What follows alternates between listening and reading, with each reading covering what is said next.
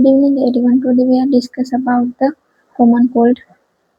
First उसकी definition है abnormal discharge from the nose characterized by the infection, rhinovirus or the coronavirus.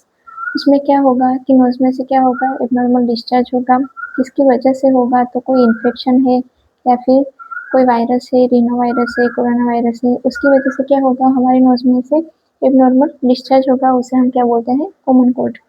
Then है source of the common cold. Sources क्या है common cold के, तो corona virus है, adeno virus है, पैरामिक्स virus, ये तीनों वायरस क्या है, सोर्स है कॉमन कोल्ड के।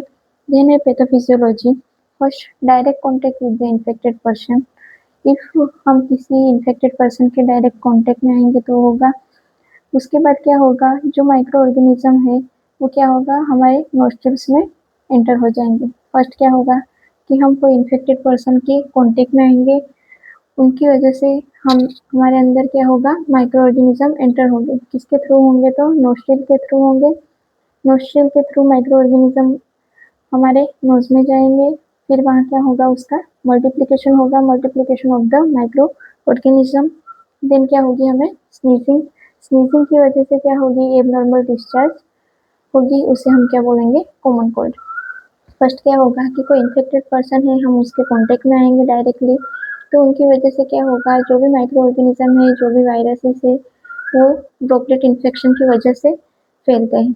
तो क्या होंगे, हमारे नोस्ट्रिल में एंटर हो जाएंगे और वहाँ जाके क्या होगा, उनका मल्टीप्लिकेशन होगा, मतलब कि 2 में से 4 बनेंगे, 4 में से 8 बनेंगे। देन है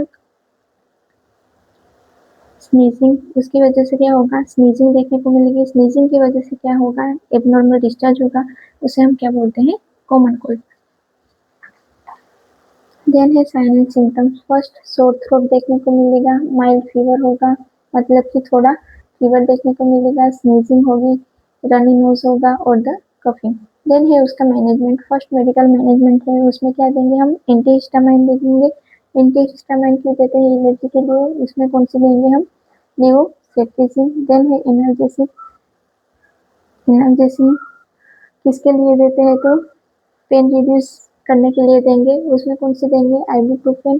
देन है नजल स्प्रे, उसमें ओट्रिविन जो स्प्रे आता है वो यूज करेंगे। देन है स्टीम इनहालेशन। स्टीम इनहालेशन में क्या करेंगे, जो गर्म पानी है उससे उनको स्टीम देंगे।